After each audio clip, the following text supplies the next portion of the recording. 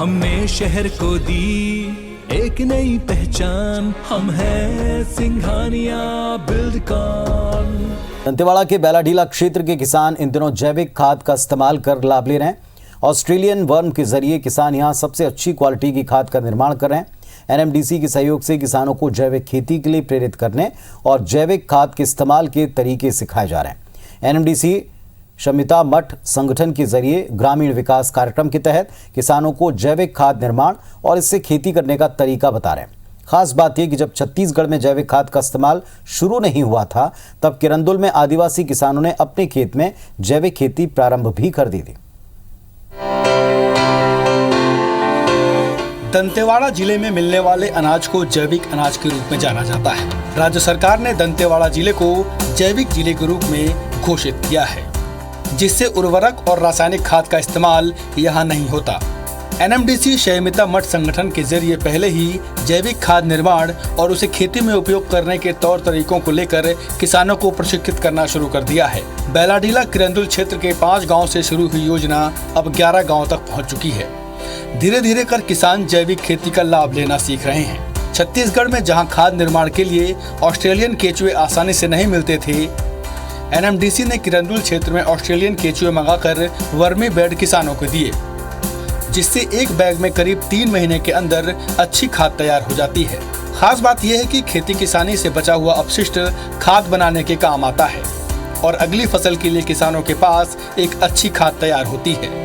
किसानों का कहना है कि खाद के इस्तेमाल से उनकी फसल कई गुना तक बढ़ी है।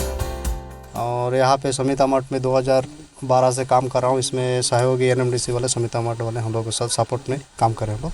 हम लोग जब से ये वाला आए 2 साल हो गया, वर्मी कॉम्पोस्ट के फोकस से काम कर रहे हैं हम लोग। अभी एनएमडीसी तरफ से शमिता मठ वाले ये कुछ सिखा दिए, खाद ऐसा बनाना है और सब्जी में ऐसा डालने का है करके सिखाया। फिर मैं खाद का 1500 रुपया कमाया हूँ। केचुआ डाल दिए तो पूरा सीखना होता है, उसमें से पूरा तैयारी 2 सप्ताह या 2 सप्ताह होने के बाद तैयारी पानी में जब पानी डाल देते हैं। सर लोग बोले तो पानी डालो जल्दी, वो तुमको खाद मिलेगा बोले। हम लोग हर सप्ताह में 2 दिन के बाद पानी डाल देते हैं। 11 गांव के 70 किसानों को ऐसे वर्मी बेड बांटे गए हैं, जिसमें तैयार की गई खाद की डिमांड इतनी है कि लोग बाहर से भी इन किसानों से खाद खरीदने आते हैं। 10 रुपए प्रति किलो की कीमत से ये खाद बेचा जाता है। जैविक खेती को उपयोगी बनाने के लिए कीटनाशक भी जैविक तरीके से तैयार किया जाता है, जिसमें नीम धतूरा सहित प्राकृतिक रूप से कीटनाशक का इस्तेमाल किया जाता है। ग्रामीण इसे अपने खेतों के लिए तैयार करते हैं और फसल पर इसका इस्तेमाल भी जैविक तरीके से किया जाता है, जिसका असर ये है कि इनकी फसल के भी अच्छे दाम किसानों को आसानी से मिलते हैं। बेलाडीला क्षेत्र में सब्जी और उगाए गए अनाज की विशेष डिमांड है, जिससे स्थानीय किसानों को लाभ हो रहा है। तो हम लोग कोशिश कर रहे हैं जैविक जो खेती उसके कैसे प्रमोट किया जाएगा।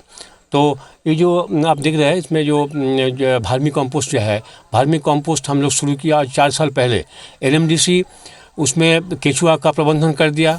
जैविक खाद से किसानों की खेती की लागत भी कम हो रही है, रासायनिक उर्वरक खरीदने का खर्चा भी बच जाता है और फसल भी बेहतर हो रही है। एनएमडीसी जल्द ही समूचे बेलाडीला के गाँव में किसानों को उनकी सूची के मुताबिक जैविक खाद तैयार करने का प्रशिक्षण देने की तैयारी कर रहा है।